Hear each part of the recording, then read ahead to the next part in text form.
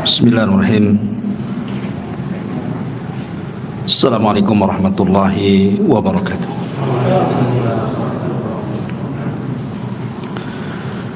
Alhamdulillah wassalatu wassalamu ala Rasulillah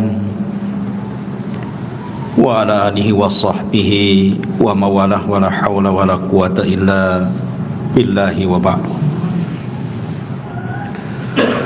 Alhamdulillah, di malam hari ini kembali kita bisa duduk di Masjid Muhajirin dan kita terus berdoa kepada Allah Subhanahu wa taala, semoga Allah menjaga yang telah membangunnya, para muhsinin di dalamnya, orang-orang yang memakmurkannya, dan tentunya juga kita yang senantiasa hadir di masjid ini dalam rangka untuk memakmurkan juga. Salawat dan juga salam tak lupa kita hadiahkan kepada Rasul kita Nabi besar Muhammad sallallahu alaihi wasallam. Kita masih melanjutkan kajian kita Qasasul Anbiya, kisah-kisah para nabi, dan kita masih masuk pada kisah Nabi Allah Musa alaihi salatu wassalam. Pada minggu yang lalu kita menjelaskan dari kelahiran beliau sampai beliau menikah dan memiliki keturunan.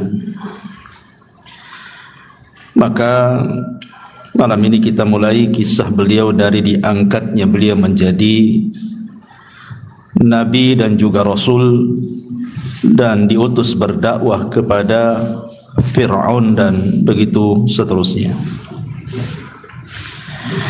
Ma'asyiral muslimin yang dimuliakan Allah Subhanahu wa taala, Nabi Musa alaihi salatu wassalam berbeda dengan nabi-nabi Bani Israel yang lainnya.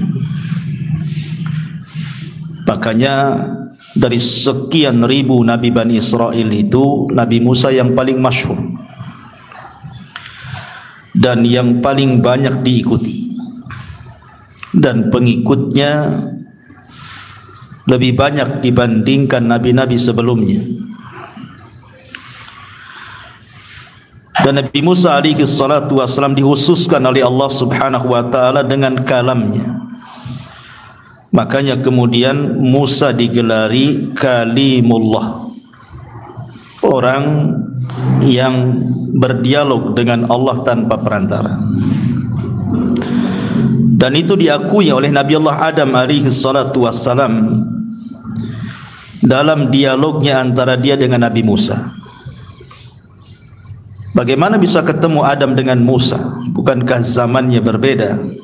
Wallahu a'lam kapan berjumpanya. Tapi Nabi SAW dalam hadis sahih yang dikeluarkan Imam Bukhari dan juga yang lainnya dari hadis Abi Hurairah radhiyallahu an, jadi ada perdebatan antara Nabi Musa dan Adam. Lah salah satu yang ditanyakan Musa kepada Adam itu adalah, anta Adam alladhi akhrajatka khati'atuka minal jannah. Engkau adalah Adam, lantaran kesalahanmu ini kami semua kena imbas sehingga diturunkan dari surga. Maka Adam alaihi salatu wassalam mengatakan kepada Musa, anta Musa alladhi istafaqallahu birisalatihi wa bikalami thumma talumuni ala amrin qaddara alayya qabla an ukhlaq. Engkau adalah Musa yang Allah pilih dengan risalahnya dan dengan kalamnya, dengan ucapannya. Kenapa engkau mencelaku dengan perkara yang sudah ditakdirkan kepadaku sebelum aku diciptakan? Dari sini Adam mengatakan kepada Musa bahwa Musa dipilih oleh Allah, satu dengan risalahnya, kenabian dan kerasulannya, yang kedua dengan kalamnya. Makanya Musa digelari Kalimur Rahman. Sebenarnya nabi-nabi yang pernah bicara tanpa perantara itu ada 3. dari seluruh nabi dan rasul itu, pertama Nabi Adam di sorga, yang kedua Nabi Musa, dan yang ketiga Rasul kita Muhammad sallallahu alaihi wasallam saat peristiwa Isra dan Mi'raj di Sidratil Muntaha. Tetapi kalimat Kalimur Rahman itu tersematkan kepada Musa, karena dia yang banyak berdialog dengan Allah, sehingga sepakat para ulama mengatakan bahawa Kalimullah adalah gelarnya Nabi Musa alaihi salatu wassalam. Dan ini sebagai dalil yang kuat bagi kita ahli sunnah wal jamaah bahawa Allah subhanahu wa ta'ala tersifati dengan sifat kalam. Allah itu bisa bicara, dan sifat kalam bicaranya Allah itu sifat fi'liyah. Allah berbicara sekehendaknya, sesuai dengan kehendaknya. Makanya dari sini kita katakan Al-Quran itu kalamullah. Berbeda dengan keyakinan orang-orang Jahmiyah yang mengatakan Al-Quran itu makhluk, karena mengingkari bahwa Allah berbicara. Dan ayat-ayat yang bicara tentang sifat kalam dalam Al-Quran seperti wa kallamallahu Musa taklima, Allah berbicara dengan Musa. Mereka merubah subjek jadi objek. Quran mengatakan wa kallamallahu, mereka baca wa kallamallaha, dhammah jadi fathah, supaya objek jadi subjek jadi objek, jadi pelaku jadi sasaran. Jadi kalau diartikan asalnya wa kallamallahu, Allah bicara dengan Musa, mereka ganti wa kallamallaha Musa, Musanya yang jadi subjek, Musa bicara dengan Allah, begitu. Makanya kenapa kelompok Jahmiyah ini yang diasas oleh seorang yang bernama Jahm ibn Safwan, yang mengambil ilmu daripada Jad ibn Dirham. Kemudian Jad ibn Dirham mengambil ilmu dari Aban ibn Sam'an. Aban ibn Sam'an mengambil ilmu dari Talut, ukhtu Labid ibn Asam. Dan Labid ibn Asam ma'ruf penyihir Nabi Yahudi. Makanya kemudian di zaman Khalifah Umayyah, Jahm ibn Safwan ditangkap oleh seorang namanya Salam ibn Ahwaz al-Mazini, kemudian disembelih. Karena ketika itu dia melakukan pemberontakan dengan Al-Haris ibn Shuraih. Akhirnya kemudian kalah, ketangkap. Kemudian kata Salam ibn Ahwaz al-Mazini, seorang kepala polisi di zaman itu, mengatakan, ya Jahm, aku membunuhmu bukan karena engkau memberontak, katanya. Aku membunuhmu karena li'inkarika annallaha kallama Musa, karena engkau sudah mengingkari Allah bicara dengan Musa. Dibunuh akhirnya. Adapun gurunya Jad ibn Dirham ditangkap oleh seorang khalifah yang bernama Abdullah Al-Qusairi, namanya Al-Haris, siapa lupa saya, Al-Khalid ibn Abdillah Al-Qusari, seorang khalifah di zaman itu, saat Idul Adha. Kemudian dia berkhutbah dalam khutbah Idul Adha dan mengatakan takabbalallahu dhahayakum, semoga Allah menerima kurban-kurban kalian. Silahkan kalian sembelih kambing, sapi, unta kalian, karena saya punya sembelihan sendiri. Dan saya punya sembelihan sendiri, dialah Ja'd bin Dirham, sembelih jadi bin Dirham di hadapan manusia. Karena dia telah mengingkari bahwa Musa, Allah bicara dengan Musa, dan dia mengingkari Ibrahim itu Khalilur Rahman. Sembelih, ya. Bayangkan di hadapan manusia itu, jadi bin Dirham. Ma'asyiral muslimin yang dimuliakan Allah Azza wa Jalla. Jadi Nabi Musa diunggulkan di sini, dia Kalimur Rahman, nabi yang suka berdialog dengan Allah Subhanahu wa taala. Baik, ma'asyiral muslimin yang dimuliakan Allah Azza wa Jalla, sebelum saya menceritakan kisah Musa secara rinci, ada hal-hal yang terkait dengan kisah Nabi Musa ini. Pertama, hubung kait Nabi Musa dengan lautan. Kemudian hubung kait Nabi Musa dengan tongkat. Kemudian hubung kait Nabi Musa dengan batu. Kemudian hubung kait Nabi Musa dengan tokoh-tokoh penting dalam sejarah yang dicatat dalam Al-Quran. Kita akan sebutkan 4 poin ini dulu. Pertama, hubung kait Nabi Musa dengan air, dengan lautan dan juga dengan sungai. Kemarin kita sudah kisahkan ketika kelahiran Nabi Musa alaihi salatu wassalam. Ketika itu Musa dilahirkan saat terjadi pembantaian, kan? Fir'aun membantai anak-anak kecil. Musa lahir di situ. Maka Allah Subhanahu wa taala mengatakan, wa auhayna ila ummi Musa an ardiihi fa idza khifti alaihi fa alqihi fil yammi wa la takhafi wa la tahzani. Dan kami ilhamkan kepada ibunya Nabi Musa, susui dia, dan apabila kamu takut terhadap dia, maka hanyutkan dia ke sungai. Kamu tidak perlu mengkhawatirkannya dan tidak perlu bersedih. Ini hubung kait pertama Nabi Musa dengan sungai, dengan air, ya. Dan Allah Subhanahu wa taala ketika itu menyelamatkan Musa dengan izinnya. Kenapa? Karena Allah sudah mempersiapkan bahwa Musa adalah calon nabi yang akan menumbangkan tiraninya Fir'aun. Ini hubung kait pertama Musa dengan air, dengan sungai, dengan lautan. Kemudian hubung kait yang kedua, Allah Subhanahu wa taala mengatakan dalam surah Al-Baqarah ketika Nabi Musa membawa Bani Israel keluar dari Mesir, kemudian terhalang dengan lautan yang sangat luas. Maka ketika itu Bani Israel ketakutan dan mengatakan, innala mudrakun. Musa, lihat, tentara Fir'aun sudah melihat kita. Di belakang ada tentara Fir'aun dan Fir'aun, di depan kita ada lautan. Macam mana ini? Maka Nabi Musa alaihi salatu wassalam menenangkan Bani Israel dan mengatakan, inna ma'iya rabbi sayahdin. Ingat, kebersamaan Allah bersama kita itu pasti Allah akan menunjukkan jalan. Jangan khawatir. Kenapa? Yakinnya Musa akan selamat. Kenapa begitu yakin Nabi Musa? Depannya lautan, di belakangnya tentara Fir'aun yang akan membunuhnya, tapi dia dengan yakinnya akan selamat dan mengatakan kepada Bani Israel, tenang, Allah bersama kita. Sebab kalau Allah bersama kita, pasti Allah akan carikan jalan keluarnya. Karena Musa pernah mengalami hal yang lebih buruk ketika dia belum jadi nabi dan rasul. Kapan? Ketika bayi berada di kotak terhanyut di sungai Nil. Kotak itu kan asal buat saja, kan begitu.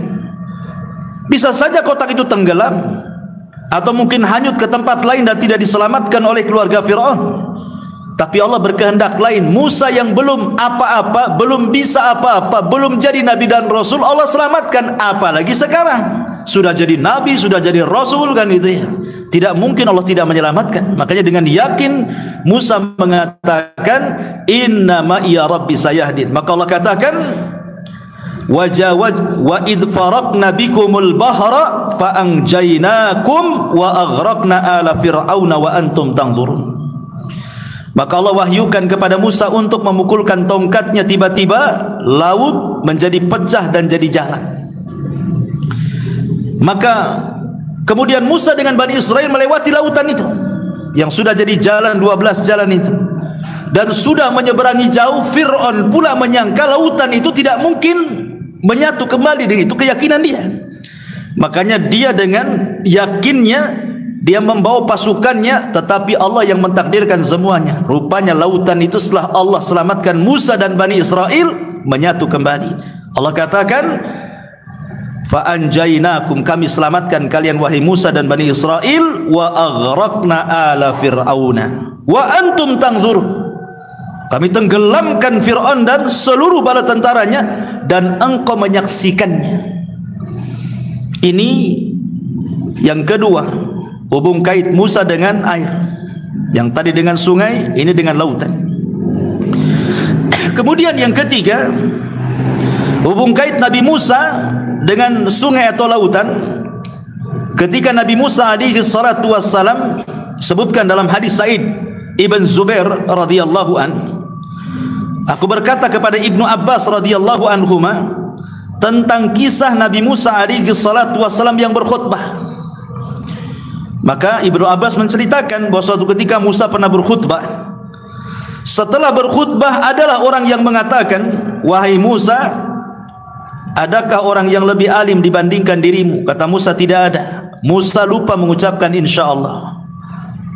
Maka Allah katakan, ada seorang laki-laki namanya Khidir, dia punya pengetahuan apa yang kau tidak tahu. Cari dia, belajar kepadanya. Temui dia di pertemuan dua lautan. Akhirnya Musa pun mengajak pembantunya Yusha ibn Nun mencari Khidir, dan Allah takdirkan ketemu. Salah satu kisahnya adalah ketika Musa berada di tengah lautan bersama Khidir di atas perahu, datang usfur. Usfur itu burung. Kemudian nuki ke lautan, kemudian meminum air seteguk, kemudian naik lagi ke atas. Maka Khidir mengatakan kepada Musa, ma ilmuka ya Musa wa ilmi wa ilmul khalaiki fi ilmillah illa miqdaru ma ghamasa hadal usfuru min qarahu. Wahai Musa, pengetahuanku dan pengetahuanmu serta pengetahuan seluruh manusia satu dunia kalau dikumpulkan itu ibarat tegukan usfur burung itu yang ada di mulutnya, sementara ilmu Allah itu seluas-luas lautan di depan kita ini. Makanya Allah mengatakan, wa ma utitu minal ilmi illa qalila. Kita ini tidak diberikan ilmu kecuali sedikit. Yang sedikit itulah diperebutkan jutaan miliaran manusia. Di antara mereka ada yang jadi doktor, profesor, penemu dan begitu seterusnya. Tapi ilmu Allah jauh lebih luas dibandingkan itu. Ini juga kait Musa dengan lautan. Dia sedang naik perahu bersama Khidir alaihi salatu wassalam. Kemudian yang ketiga, Nabi Musa alaihi salatu wassalam suatu ketika diejek oleh Bani Israel. Karena Bani Israel itu kebiasaan kalau mandi mereka kumpul kayak orang-orang zaman bahula kan itu ya, di desa-desa. Atau sekarang ya, zaman dulu kan di rumah-rumah jarang ada kamar mandi, apalagi di desa-desa kan gitu. Ya mereka mandi ke sungai lah rame-rame. Kadang-kadang nggak punya malu kan, telanjang-telanjang. Kalau sekarang kan kita malu kan, lihat orang telanjang walaupun sama-sama laki-laki. Kalau dulu mana hilang malunya. Kadang-kadang tempat mandi laki-laki dengan perempuan itu berdekatan. Lah sehingga Nabi Musa itu memiliki rasa malu yang luar biasa, tidak mau kalau mandi kumpul-kumpul bersama Bani Israel itu. Akhirnya Musa itu kalau mandi sendiri. Disitulah Bani Israel mengejek Nabi Musa, jangan-jangan Musa punya penyakit yang tidak ada di kami katanya. Tersebarlah isu itu. Akhirnya Allah Subhanahu wa taala ingin menyingkap bahwa tidak sebagaimana dituduhkan kepada Nabi Musa oleh Bani Israel. Ketika Nabi Musa ini sedang tidur, sebagaimana riwayat Abi Hurairah radhiyallahu an, tiba-tiba Nabi Musa mandi, kemudian meletakkan bajunya di atas batu. Batunya pula berjalan. Musa mengejar-ngejar batu itu karena pakaiannya di situ. Coba bayangkan kayak orang gila telanjang dikejar batu itu. Kemudian batu itu melewati orang-orang Bani Israel yang sedang mandi. Maka semua Bani Israel menyaksikan Nabi Musa yang sedang telanjang. Subhanallah kan? Dan mereka menyaksikan tidak ada badan, tidak ada tubuh seindah tubuhnya Nabi Musa. Sejak itulah mereka terdiam dan tidak berani menuduh Nabi Musa. Bayangkan bagaimana Bani Israel sampai menuduh Nabi Musa itu sampai ke tingkat privasi dia loh. Dari situ Rasul mengatakan, rahimallahu akhi Musa, laqad udhiya katsiran fasabara. Semoga Allah merahmati saudaraku Nabi Musa, banyak ujian yang Allah timpakan kepada dia dari Bani Israel, tapi dia tetap bersabar. Inilah hubung kait Nabi Musa dengan sungai dan lautan. Ini yang pertama. Yang kedua, hubung kait Nabi Musa alaihi salatu wassalam dengan tongkat. Karena nanti kisah Nabi Musa ini tidak akan lepas dari hubungan-hubungan seperti ini, dengan sungai, dengan laut, dengan tongkat, dengan batu gitu ya. Nah, sekarang yang kedua, kisah Nabi Musa yang ada hubung kait dengan tongkat. Ma'asyiral muslimin yang dimuliakan Allah Subhanahu wa taala. Disebutkan di dalam Al-Qur'anul Karim, ketika Nabi Musa alaihi salatu wassalam sudah 20 tahun tinggal di Madian, sudah menikah, punya anak 2, kemudian ingin pulang kan ke Mesir. Maka tiba-tiba di tengah jalan Nabi Musa alaihi salatu wassalam dikagetkan tengah malam, obor yang dia bawa padam, sehingga dia tidak bisa melanjutkan perjalanan di tengah malam karena tidak ada penerangan. Akhirnya Musa pun meminta kepada keluarganya untuk istirahat, dia akan pergi mencari penerangan. Maka dari kejauhan rupanya ada api. Maka Musa alaihi salatu wassalam mengatakan kepada keluarganya, umkuthu, diam kamu di sini, saya akan cari perapian, katanya. Berangkatlah Musa alaihi salatu wassalam, rupanya dari kejauhan ada api.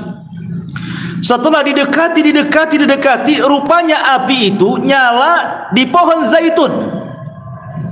Pohon zaitun, anehnya tidak terbakar pula pohon itu. Makin didekati, makin besar apinya. Makin dekati, makin besar apinya. Ketika sudah dekat, maka Musa alaihi salatu wassalam dikagetkan, rupanya ada suara di situ.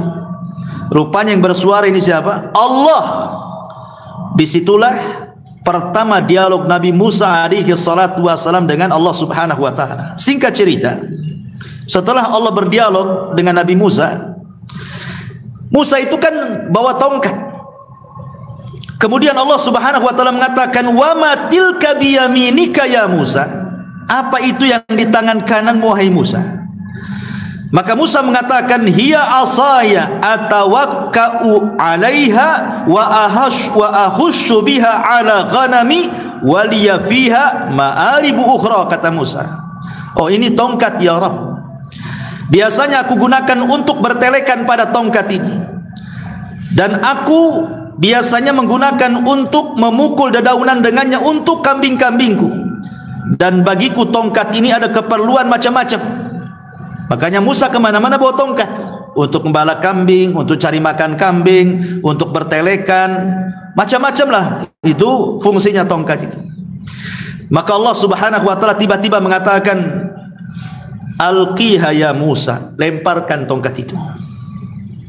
Maka Musa melemparkan tongkat itu, fa'alqaha fa'idha hiya hayyatun tas'a. Ketika dilempar, tiba-tiba jadi ular besar.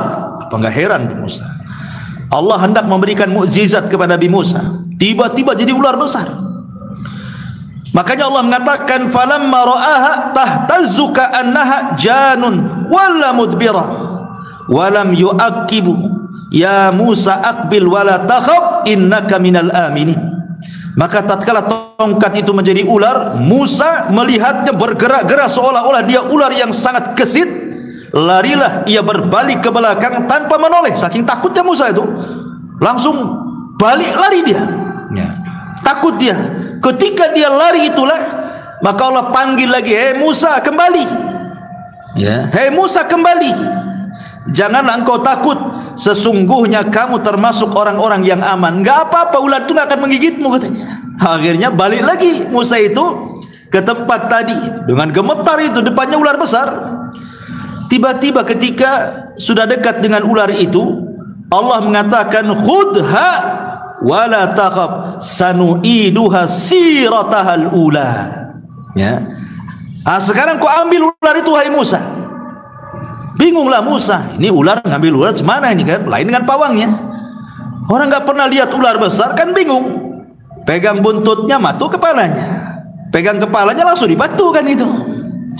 Akhirnya Allah meyakinkan bahwa ular itu tidak akan menggigit kamu. Khudh, ambil, pegang. Wala takhaf, jangan takut. Sanu'iduha siratahal ula. Kami akan mengembalikan kepadanya semula menjadi tongkat. Ambil, nanti jadi tongkat lagi, kata Allah. Maka Musa pun mengambilnya, tiba-tiba jadi tongkat lagi. Ini yang pertama, kisah tongkatnya. Kemudian yang kedua, ketika Nabi Musa alaihi salatu wassalam sudah sampai di Mesir. Ingat Nabi Musa pelat ngomongnya, karena saya ceritakan kenapa. Karena di waktu bayi, ketika dia menjambak janggutnya Fir'aun, langsung Fir'aun tersungkur kan. Kata Fir'aun, oh, ini kok bayi kok punya tenaga kuat, jangan-jangan ini pula bayi yang dimimpikan aku, katanya. Hampir dibunuh kan. Tapi ketika mau dibunuh, datang Asya bintu Muzahim, ibu angkatnya, istrinya, dan mengatakan, jangan kau bunuh anak itu tidak berakal. Kalau engkau mau uji dia, katanya. Akhirnya diuji, ditaruh api dan bara api dan kurma. Hampir saja anak itu mengambil kurma, Tapi malaikat Jibril datang membelokkan, kemudian mengambil bara api dan memakannya. Terbakarlah lidahnya. Sejak itulah pelat Nabi Musa. Makanya Musa ini karena tidak fasih ngomongnya, dia takut kalau seandainya Fir'aun tidak paham dengan bahasa dia. Dia takut dengan Fir'aun, ya bagaimanapun Fir'aun seorang raja Mesir, itu pula bapak angkatnya, dan dia sudah pernah membunuh orang, kan itu wajar manusiawi. Akhirnya Musa meminta kepada Allah agar minta teman, maka diberikanlah Harun, dan Musa mengatakan jadikan dia nabi, biar menemani diriku karena Harun lebih fasih lisannya dibandingkan aku, katanya. Makanya Nabi Musa itu kalau berdakwah selalu berdoa kepada Allah Azza wa Jal, Rabbi israh li sadri wa yassir li amri wahlul uqdatan min lisani yafqahu qawli. Wahlul uqda, ya Allah lepaskan nih kepelatan ini supaya mereka paham dengan bahasa. Akhirnya kemudian berangkatlah Harun dengan Musa menemui Fir'aun. Fir'aun kagetlah, sudah berapa puluh tahun enggak ketemu, kan gitu. Maka kemudian setelah banyak dialog yang luar biasa, tapi Fir'aun juga tidak mau menanggapi dialognya Nabi Musa, berakhir dengan mengatakan, kalau engkau seorang nabi, buktikan mukjizatmu, katanya. Maka Allah Subhanahu wa taala ketika menjelaskan tentang perkataan Fir'aun, qala fa'ti bihi in kunta minas sadiqin. Datangkan sesuatu kepadaku, keterangan yang nyata wahai Musa, jika engkau memang benar seorang nabi. Musa ini bingung. Sekarang dia mau melemparkan tongkatnya, takut tak jadi ular lagi, kan? Ini kalau saya lempar tongkat nanti tak jadi ular pula, kan? Gitu. Atau yang kedua, betul-betul jadi ular, nanti ularnya makan orang-orang pula di depannya. Ya. Makanya Allah mengatakan, fa'alqa asahu fa idza hiya thubanun mubin wa naza'a yadahu fa idza hiya baydha'u lin-nadirin. Qala lil mala'i haulahu inna hadza la sahirun alim yuridu an yukhrijakum min ardikum bisihrihi famadza ta'murun. Maka Musa melemparkan tongkatnya, lalu tiba-tiba tongkat itu menjadi ular yang nyata dilihat manusia, pejabat-pejabat dan juga Fir'aun melihatnya, dan ia menarik tangannya dari jubahnya, tiba-tiba bercahaya pula tangannya. Kemudian Fir'aun mengatakan kepada para pembesarnya, sungguh Musa ini benar-benar pakar sihir yang handal, katanya. Dia hendak mengusir kalian di negeri kalian sendiri dengan sihirnya. Maka karena itu apakah saran kalian tentang Musa ini? Maka orang-orang mengatakan, arjih wa akhahu wab'ats fil madaini hasyirin. Tundalah urusan dia dan saudaranya, dan kami kirimkanlah ke seluruh negeri-negeri orang-orang yang mengumpulkan ahli sihir, kita ajak dia duel, katanya. Sepakat. Akhirnya terjadilah kesepakatan kapan terjadi duel antara tukang-tukang sihir Fir'aun dan Musa. Ini kisah yang kedua, hubungan dengan tongkat. Kisah yang ketiga, kisah ketika betul-betul terjadi duel antara Nabi Musa dan tukang-tukang sihirnya. Kan disepakati bahwa duel itu terjadi yaumuz zina. Yaumuz zina itu maksudnya hari raya kerajaan. Kayak di Indonesia ini ada Agustusan lah gitu ya. Jadi duelnya itu betul-betul di hari raya kerajaan. Jadi orang tidak kerja, biar nonton semua gitu ya. Yang kedua, Nabi Musa meminta bukan hanya perkelahiannya itu di hari perayaan kerajaan, tapi Musa minta di waktu duha, tidak mau di malam hari. Dari sini ada dalil kata para ulama, kenapa Musa minta di waktu duha dan tidak minta di malam hari? Karena sihir itu kekuatan ada di malam hari. Jadi Musa mengambil kelemahannya.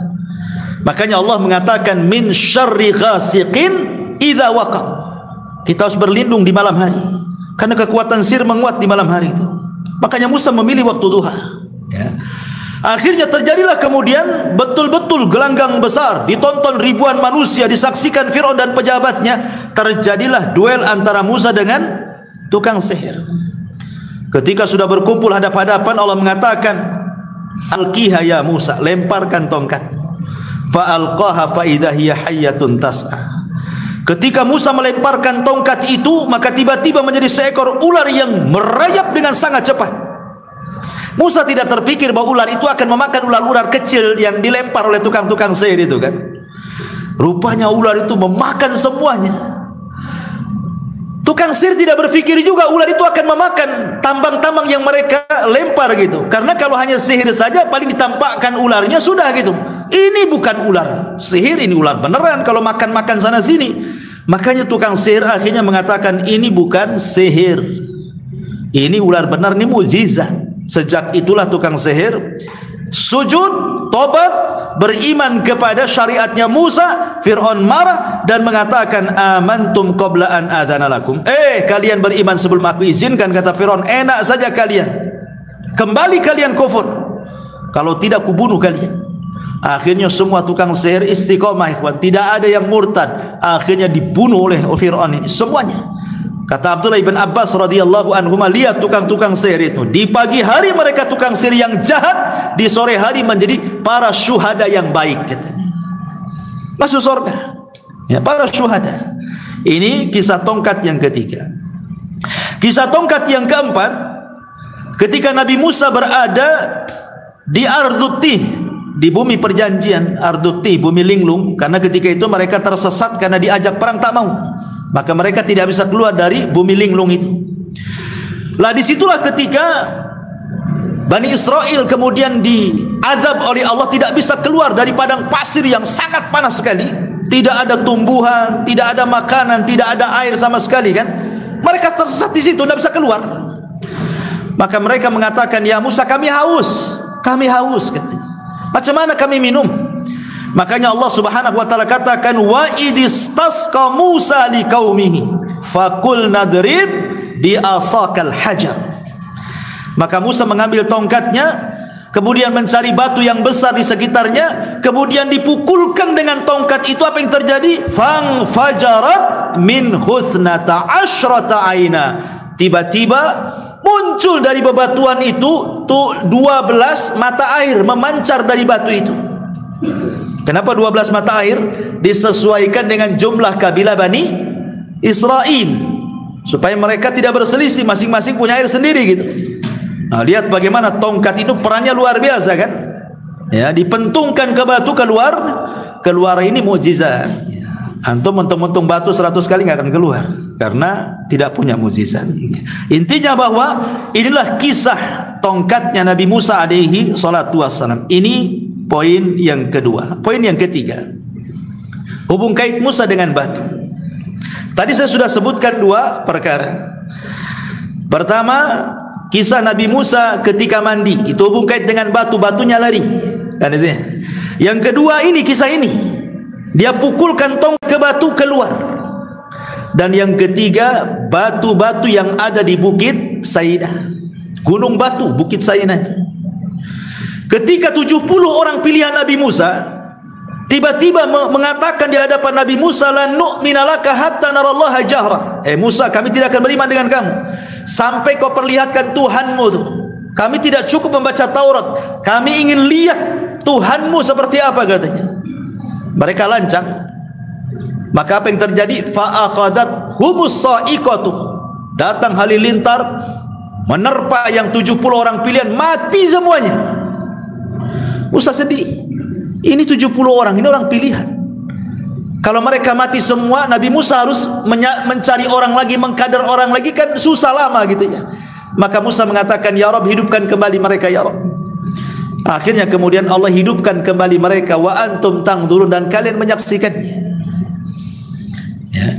Lah ketika kemudian mereka itu hampir terjadinya apa? Di Bukit Sainah tuh, di depan batu gunung Sainah. Lah Nabi Musa alaihi salatu wassalam sebelumnya sebenarnya sudah meminta kepada Allah, sebelum umatnya meminta untuk melihat Allah kan. Musa kan sudah minta juga. Artinya Musa sudah punya pengalaman. Dia mengatakan kepada Allah Subhanahu wa taala, "Anzur ilaika ya Rabb," tampakkan diri. Tetapi Allah mengatakan kepada Musa, "Lan tarani," kau tidak bisa melihatku. Tetapi kata Allah, "Walakin zur ilal jabal." Enggak apa-apa, lihat gunung itu, lihat batu tuh, batu gunung tuh yang ada di Sainah. Kalau bukit itu tetap tidak bergerak, kau akan melihatku. Apa yang terjadi? Falamma tajalla rabbuhu lil jabali ja'alahu dakka wa sara Musa sa'iqa. Allah katakan ketika Allah menampakkan kepada gunung, gunungnya hancur. Karena kaget Musa, terlempar pingsan. Ketika dia terbangun mengatakan, tubtu ilaika wa ana awalul mu'minin, tubtu ilaika wa ana awalul muslimin. Ya Rabb, saya tobat kepadamu, saya tidak akan meminta lagi. Jadi Musa sudah tahu gitu ya. Dia sudah merasakan ketika meminta Allah untuk ditampakkan tidak sanggup, apalagi ini 70 orang pilihan yang bukan Nabi. Makanya diazab oleh Allah, dibunuh dengan halilintar. Tetapi mukjizat mereka dihidupkan kembali dengan izin Allah Subhanahu wa taala. Ya. Inilah juga yang berkaitan dengan batu. Kemudian yang terakhir berkaitan dengan tokoh-tokoh penting dalam perjalanan sejarah Musa. Nanti kita akan melewati tokoh-tokoh penting ini, ya. Pertama, Harun. Nanti dalam sejarah Musa tidak lepas daripada kisah Harun. Dan Allah Subhanahu wa taala katakan, wa wahabna lahu min rahmatina akhahu Haruna nabiyya. Dan kami berikan kepada Musa seorang teman karena rahmat dari kami saudaranya Harun, dan dia diangkat menjadi nabi. Harun diangkat jadi nabi itu karena permintaan Musa sebenarnya.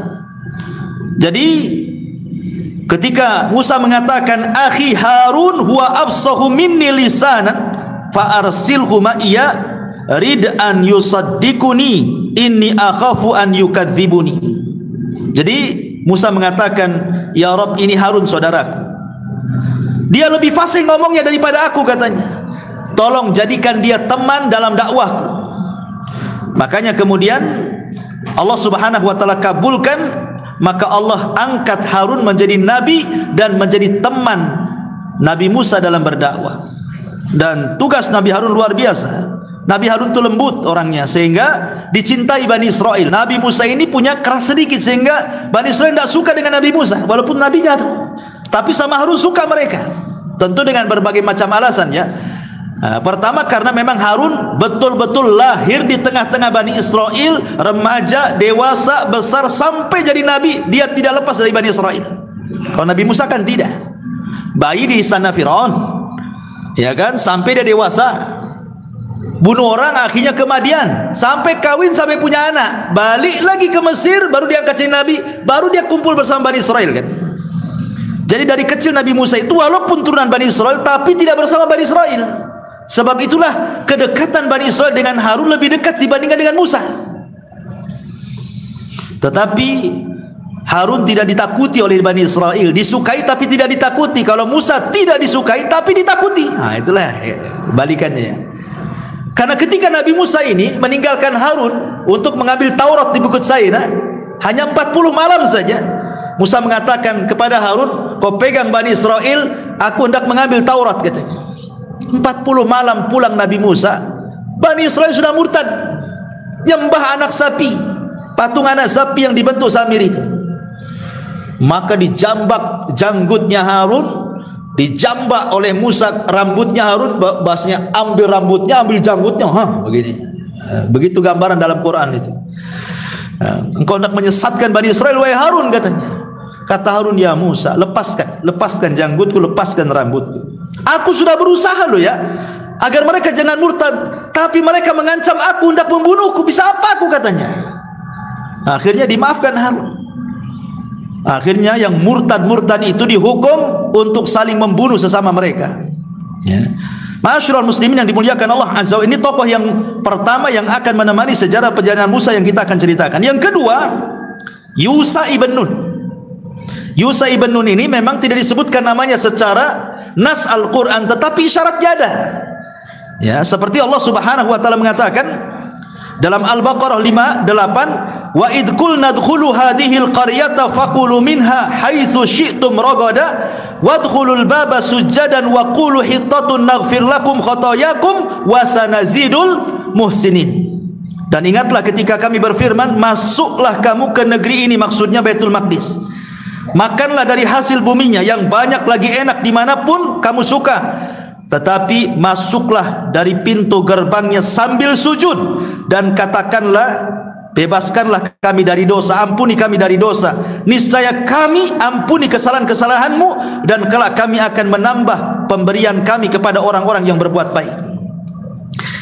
Ayat ini bicara tentang Yusha ibn Nun dan kejadiannya setelah Musa meninggal dan Harun meninggal. Tuh hebatnya Yusha ibn Nun itu, dia yang melanjutkan cita-cita Nabi Musa membawa Bani Israel ke Baitul Maqdis, tetapi gagal. Di zaman Nabi Musa tidak bisa masuk Baitul Maqdis. Kenapa? Karena ketika Nabi Musa tinggal melewati satu kota lagi namanya Ariha. Kalau bisa menaklukkan Ariha, mereka bisa masuk Baitul Maqdis kan? Ariha ini dipenuhi oleh orang-orang Kan'aniyun, orang-orang turunan Nabi, turunan kaum Ad, besar-besar orangnya. Sementara Bani Israel kecil-kecil. Bani Israel mengatakan, "Ya Musa, apakah kami harus melawan orang-orang sebesar-besar itu?" Katanya, "Kami tidak bisa." Sehingga mereka mengeluarkan kalimat yang sangat kotor kepada nabinya dan mengatakan, "Idhab anta wa rabbuka faqatila inna hahuna qaidin." Kalau engkau mau perang, silahkan perang wahai Musa, perang sendiri, ajak Tuhanmu perang berdua sana, biar kami nonton di sini, katanya. Kan kurang ajar tuh, ya. Akhirnya kemudian mereka pun diadab di padang pasir, tidak bisa keluar. 40 tahun mereka nggak bisa keluar dari situ. Bayangkan, akhirnya mereka pun kelaparan, minta makan, ya Musa, minta makan, nggak ada yang kami makan. Musa berdoa, turunlah manna dan salwa. Kemudian mereka mengatakan, Musa, kami perlu pakaian. Akhirnya turun pakaian, mereka punya pakaian. Musa, kami panas, nggak ada pohon untuk bernaung. Maka kemudian Musa berdoa, wa dhallalna alaikumul ghamam wa anzalna alaikumul manna wassalwa. Kami berikan awan menaungi mereka. Coba bayangkan nikmat bagaimana. Kami haus. Musa memukul batunya, keluarlah 12 mata air. 40 tahun di situ. Sampai akhirnya Harun meninggal, Musa meninggal di situ. Nah, lalu siapa yang melanjutkan perjuangan? Yusha ibn Nun. Siapa Yusha ibn Nun ini? Dialah yang mengantar Nabi Musa untuk mencari Khidir. Ya. Jadi Musa itu ketika mencari Khidir, siapa temannya? Yusha ibn ini pembantunya nih. Coba, pembantu Nabi jadi Nabi. Ya, makanya antum berkawan dengan ustaz, jadi ustaz nanti. Kalau berkawan tukang bengkel, ya ikut jadi bengkel nanti. Nah, begitulah kawan tuh merubah semuanya gitu ya. Akhirnya kemudian Yusha ibn Nun inilah yang kemudian ketika generasi para pengecut sudah mati, datang generasi para pemberani. Yusha inilah yang kemudian membawa mereka untuk mengalahkan Ariha dan berhasil masuk ke Baitul Maqdis. Masalahnya, orang-orang Yahudi itu punya satu hari disebut hari sakral, hari Sabtu. Kalau datang hari Sabtu tidak boleh perang. Itu khusus ibadah. Sama dengan Nasrani hari Ahad, Islam hari Jumat kan itu ya. Itu difokuskan untuk ibadah. Ketika perang mau menang nih, hampir mau menang, itu kan di hari Jumat. Matahari itu sudah mau tenggelam. Berarti kalau hari Jumat matahari tenggelam masuk ke Sabtu, mereka harus berhenti perang. Padahal mau dimenangkan peperangan itu. Dari sinilah kemudian Allah Subhanahu wa taala berikan mukjizat kepada Yusha ibn Nun sebagaimana riwayat yang disebutkan dari Abi Hurairah radhiyallahu an, inna syamsa lam tuhbas ala basharin illa liyusha layaliya sara ila baitil maqdis. Belum pernah terjadi matahari ditahan kecuali oleh Yusha ibn Nun saat berjalan hendak membuka Baitul Maqdis.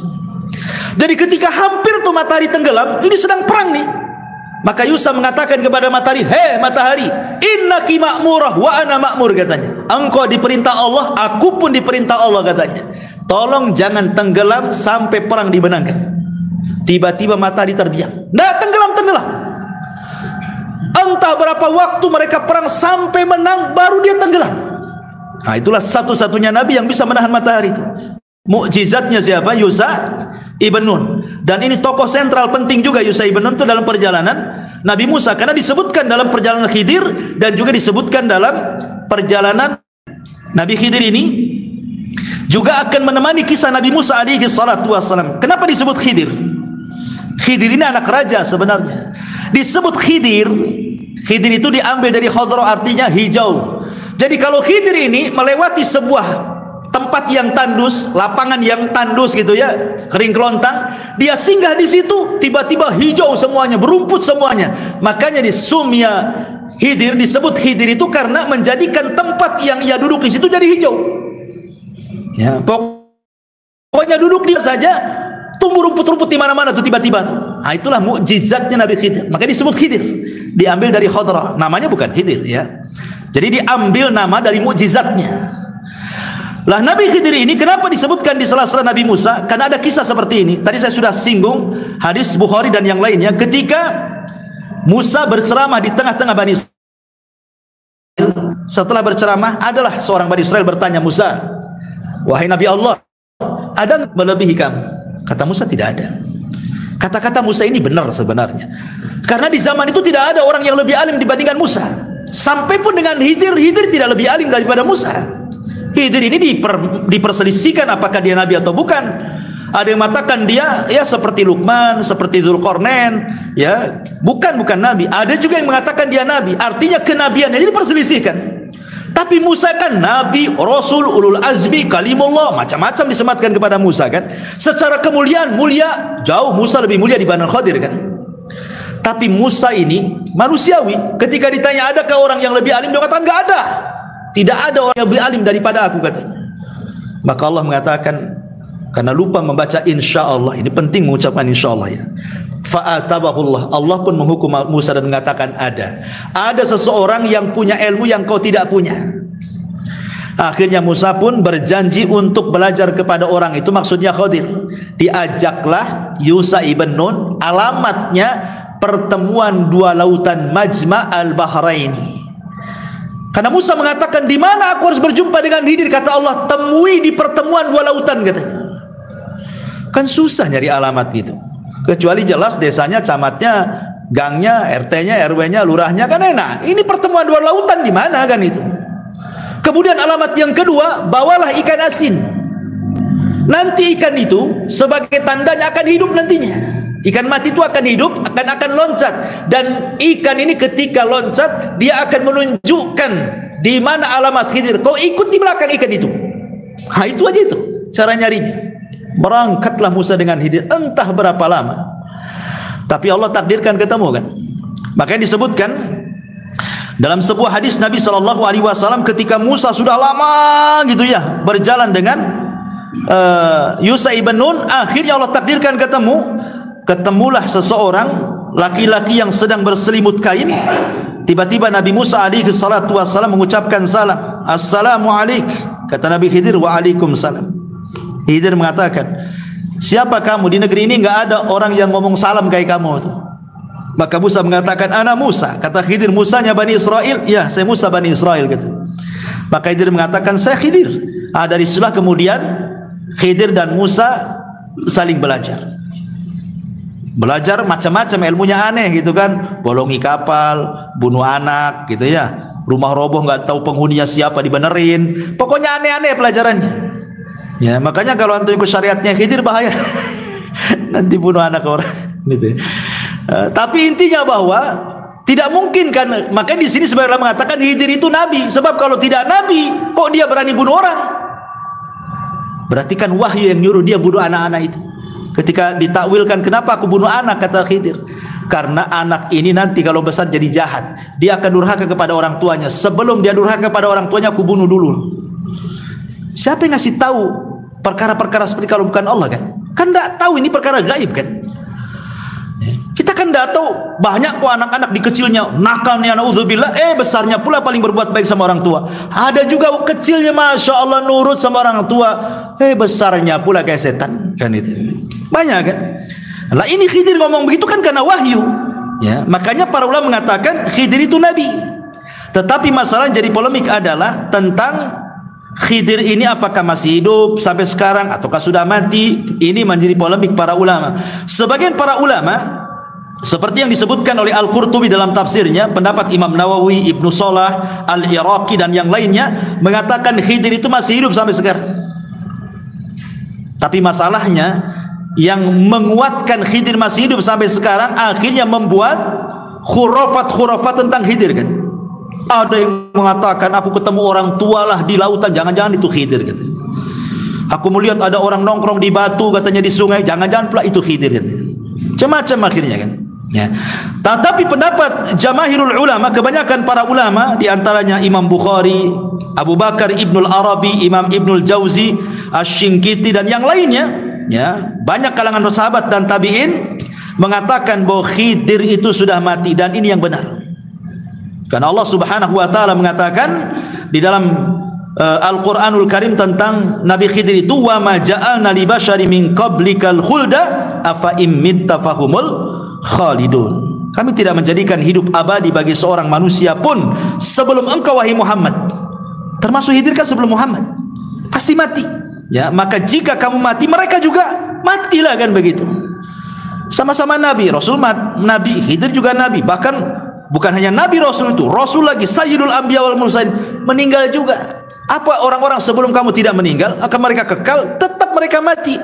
Allah mengatakan dalam surah Al-Anbiya 34. Dan ini pendapat yang kuat wallahu alam, bahwa Khidir itu sudah meninggal. Baik. Ini tokoh yang ketiga yang kita akan nanti berjalan dalam kisah Nabi Musa. Kemudian tokoh yang keempat, siapa? Fir'aun. Ini tokoh yang keempat adalah Fir'aun. Sebagian ulama mengatakan bahwa siapa Fir'aun ini? Karena Fir'aun itu kan laqab, sama dengan Kisra bagi raja Persia, Kaisar bagi raja Romawi, Najasyi bagi raja Ethiopia, Tuba bagi raja Yaman, Alexandra, dan begitu seterusnya. Itu kan istilah-istilah raja, kan? Kayak di Jawa itu kan macam-macam, ada Mangkubuwono, itu kan istilah-istilah saja, namanya bukan Mangkubuwono, kan begitu. Ya, tapi kan itu istilah raja. Ya. Lah ada yang mengatakan bahwa Fir'aun di zaman Nabi Musa itu disebut Ramsis Ats-Tsani. Dia adalah Ramsis Ats-Tsani, Ramsis kedua. Ada Ramsis pertama, itu hidup di zaman Nabi Yusuf. Orangnya baik Fir'aun di zaman Nabi Yusuf tuh. Yang tidak bagus tuh Fir'aun di zaman Nabi Musa. Ada yang mengatakan dia Malikus Tsalis min mulukil ailati tasyata asyar. Jadi Fir'aun itu adalah raja ketiga. Fir'aun itu dari silsilah Fir'aun, dari 19 Fir'aun. Dari 19 Fir'aun itu dia raja ketiga tuh, Ramsis Tsani itu. Ya. Dan dia yang paling, bahasa kitanya muncar, apa namanya, kekuasaannya paling kuat dari Fir'aun yang pernah menguasai raja Mesir. Tetapi dia pula yang paling bengis, dia pula yang paling sombong, dia pula yang paling jahat, dan mengatakan ana rabbukumul a'la. Inilah nanti perjalanan Musa ini tidak lepas daripada kisah si Fir'aun ini. Ya. Kemudian yang kedua, yang kelima adalah Samiri. Ini juga tidak lepas daripada kisah Nabi Musa yang kita akan lalui. Samiri. Siapa Samiri ini? Ada yang mengatakan Samiri ini dia adalah pengikutnya Nabi Musa dari Bani Israel. Itu satu pendapat. Yang kedua, bukan, Samiri ini bukan dari Bani Israel, dia kaum Kibti yang pura-pura beriman, akhirnya ikut hijrah bersama orang-orang Bani Israel dengan Nabi Musa ke Palestina. Ada juga yang mengatakan dia adalah keturunan kaum yang menyembah anak sapi, menyembah bakor, menyembah sapi.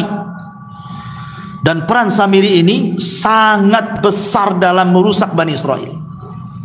Makanya Allah Subhanahu wa taala sebutkan itu di dalam Al-Qur'an, dalam surah Toha dari ayat 83 sampai 98 tuh. Kisahnya lengkap.